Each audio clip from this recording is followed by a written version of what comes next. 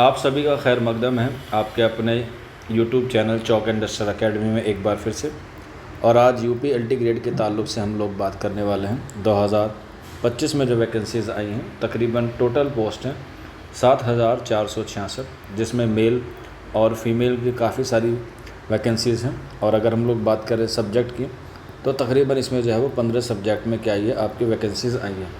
और अगर हम लोग पर्टिकुलर सब्जेक्ट की बात करें उर्दू की, तो उर्दू में 120 वैकेंसीज़ हैं जो अलग अलग जेंडर में डिवाइड हैं। 102 आपकी मेल में हैं और उसके साथ साथ फीमेल में जो है वो 18 हैं।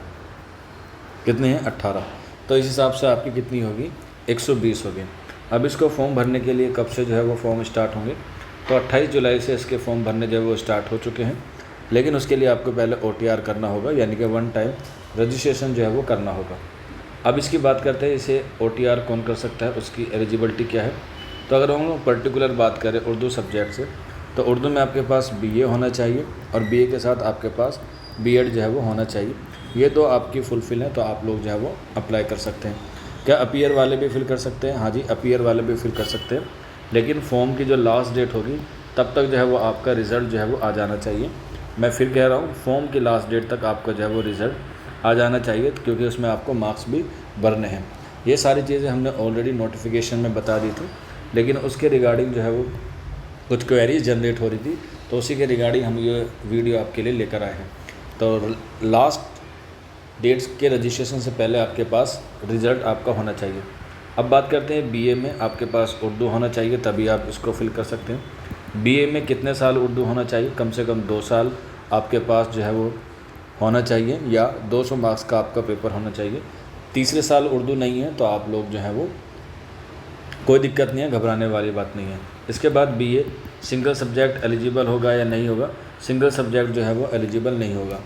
इसके अलावा बहुत सारे बच्चे आलिम, फाजिल और कामिल कर लेते हैं जामिया अलीगढ़ से, वो भी जो है वो क्या होगा? एलिजिबल नहीं होगा। तो इस कंडीशन में आप फॉर्म नहीं भर सकते। इसके अलावा B.Ed की जो कैटेगरी होती है उसमें जो है वो उर्दू होना चाहिए या नहीं होना चाहिए। उर्दू है तो अच्छी बात है, अगर उर्दू नहीं है तब भी कोई घबराने वाली बात नहीं है। आपके पास जो है वो B.Ed होना चाहिए सिर्फ़ और सिर्फ। B.Ed के बाद CTET, UP-TET या कोई और सा टेट आपको नहीं चाहिए। सिर्फ ये क्या होनी चाहिए? आपके पास एलिजिबिलिटी होनी चाहिए। अब एलिजिबिलिटी फुलफ़िल होगी, अब देखते हैं कि हमें किस कैटेगरी में जो है वो फॉर्म भरना है। तो कैटेगरी वाइज हम लोग बात कर लेते हैं। अगर हम लोग बात करें पहले मेल में, तो मेल में 102 वैकेंसीज़ हैं, जिसमें हम लोग अगर बात करें UR कैटेगरी में, तो UR कैटेगरी में जो वैकेंसीज़ हैं वो है 43। कितनी? 43।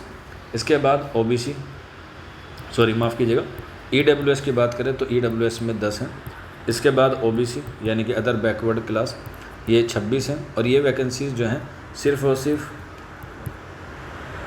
रिज़र्वेशन का जो फ़ायदा मिलेगा सिर्फ़ और सिर्फ यूपी वालों को मिलेगा, अदर स्टेट को नहीं मिलेगा। तो 26 के बाद 21 है, और फिर ST में जो है वो आपकी वैकेंसी जो देखने को मिलेगी वो 2 हैं।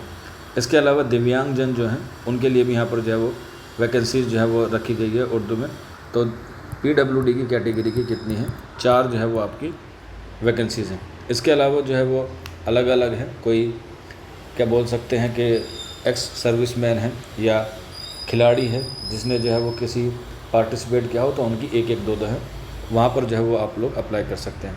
यहाँ के बाद यानी कि मेल के बाद हम लोग बात करते हैं फ़ीमेल कैटेगरी की, कि फ़ीमेल कैटेगरी में कितनी है? बहुत कम है, 18 जो है वो फ़ीमेल में हमें जो है वो देखने को मिली है। और इसमें जो 18 है उसमें भी जो है वो UR कैटेगरी की महज कितनी है?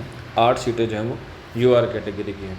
इसके अलावा EWS में महज 1 सीट खाली है। इसके अलावा OBC में जो बात करें तो OBC में कितनी है? 5 जो है वो सीट खाली है, या 5 वैकेंसीज़ है। इसके अलावा SC में जो है वो महज कितनी है? 4। तो इस हिसाब से जो है वो आपकी ये पूरी कितनी हो जाती है? 18 हो जाती है। 8 और 4 12, 12 और 6 18। तो यहाँ पर जो है वो ये फ़ीमेल की है। अब यहीं पर फ़ीमेल जो है वो एक बहुत बड़ा रोल है, वो ये है कि फ़ीमेल जो है वो मेल की पोस्ट पर जो है वो अप्लाई करना चाहती हैं, जो कि कर सकती हैं। नोटिफिकेशन में साफ साफ मेंशन है कि फ़ीमेल चाहे तो मेल वाली कैटेगरी में क्या कर सकती हैं? अप्लाई कर सकती हैं। और मेल जो है वो फ़ीमेल वाली कैटेगरी में जो है वो अप्लाई नहीं कर सकते। यानी कि मान के चलिए, अगर फ़ीमेल चाहे तो UR में जो 43 हैं वहाँ पर जो है वो अप्लाई कर सकती है क्योंकि फ़ीमेल में जो UR है वो सिर्फ 8 है, यानी कि इसके ये तकरीबन 5 गुना ज़्यादा सीटें हैं। तो आप लोग वहाँ पर जो है वो फॉर्म भर सकते हैं, लेकिन इससे जो है वो नुकसान होगा, क्योंकि बॉयज़ की जो कट ऑफ है वो ज़्यादा हाई जाती है और बॉयज़ जो हैं वो पढ़ते भी हैं, और बॉयज़ को ज़्यादा ज़रूरत है महिलाओं से या फीमेल कैंडिडेट से जॉब की। हालांकि दोनों को ज़रूरत होती है, लेकिन फिर भी एक पॉइंट ऑफ व्यू यही है हमारा कि मेल कैटेगरी में जो है वो मेल ही भरें और फीमेल कैटेगरी में जो फीमेल ही भरें। अब इसमें ये है क्या क्या एक कैंडिडेट जो है वो 2 सब्जेक्ट में अप्लाई कर सकता है, क्योंकि बहुत सारे बच्चों के पास BA में 2 सब्जेक्ट होते हैं, एक उर्दू होता है और एक हिस्ट्री हो सकता है, या दूसरी लैंग्वेज हम लोग कह सकते हैं इंग्लिश हो सकती है। तो क्या हम दोनों पेपर भर सकते हैं? बिल्कुल, 2 में जो है वो आप लोग अप्लाई कर सकते हैं। लेकिन अप्लाई करने से पहले मैं आपको एक बात बता देता हूँ नोटिस के तौर पर ये है कि अगर आपने 2 फॉर्म भरेंगे, मान के चलिए आपने उर्दू का फॉर्म भरा है और उर्दू के साथ आपने इंग्लिश भरा है, तो आपको दोनों पेपर की तैयारी करनी पड़ेगी। और जब दोनों पेपर की तैयारी करनी पड़ेगी, खुदा ना खास्ता अगर दोनों का एग्ज़ाम एक दिन पड़ गया तो फिर आप उस सूरत हाल में क्या करोगे? यानी कि एग्ज़ाम डेट उर्दू की और इंग्लिश की या किसी और सब्जेक्ट की एक दिन में पड़ गई तो फिर आपको परेशानी हो सकती है। तो इसीलिए 2 नाव में पैर रखने की बजाय आप एक नाव में पैर रखें और एक नाव में जो है वो आप बैठकर अपनी मंजिल को पाएँ। मंजिल को पाने के लिए मैंने बेसिक चीज़ें आपको प्रीवियस वीडियो में बता दिया था, आप वहाँ पर भी जाकर जो है वो देख सकते हैं कि आपको जो है वो किस तरीके से क्या करनी है, तैयारी करनी है। इस बार पेपर जो है वो प्री और मेंस जो होगा, प्री का वही है जो पहला पैटर्न था 30 और 120, और ये जो मेंस है ये आपका इस बार क्या होगा, सब्जेक्टिव होगा।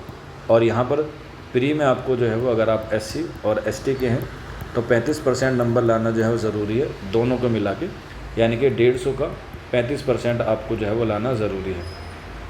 या अगर हम इसे 40 मान लें, क्योंकि जनरल में S और OBC में और EWS में इन सब में जो है वो 40 नंबर लाना ज़रूरी है, यानी कि 15 चौका 60 नंबर लाना जो है वो आपको ज़रूरी है। दोनों पेपर में 60% नहीं, 60 नंबर लाना जो है वो ज़रूरी है, तभी आप लोग जो है वो मेंस के लिए जाएंगे। और मेंस के लिए कितने बच्चों को बुलाया जाएगा? तकरीबन 15 गुना बच्चों को जो है वो आपको बुलाया जाएगा। उर्दू में 120 है तो 120 मल्टीप्लाई आप लोग जो है वो कर सकते हैं, 15 दूनी 30, इसकी मल्टीप्लाई आप लोग इस तरीके से भी कर सकते हैं, 5 दूनी 10, 6, और ये हुआ आपका 1800 बच्चे आपको जो है वो बुलाए जाएंगे मेंस के लिए। उसके बाद देखते हैं जो भी प्रोसेस होगा उसके बारे में आपको जो है वो बता दिया जाएगा। बाकी कोई बच्चा क्लास करना चाहता है तो आपकी क्लासेस शुरू हो चुकी हैं। ये नंबर है 9045220432। आप लोग जो है वो इस पे भी रब्ता कर सकते हैं। अपना नाम, अपने स्टेट का नाम लिख के मैसेज कर देंगे, आपको सारी चीज़ें वहाँ पर जो है वो अवेलेबल हो जाएगी। आज के सेशन में इतना ही था, शुक्रिया।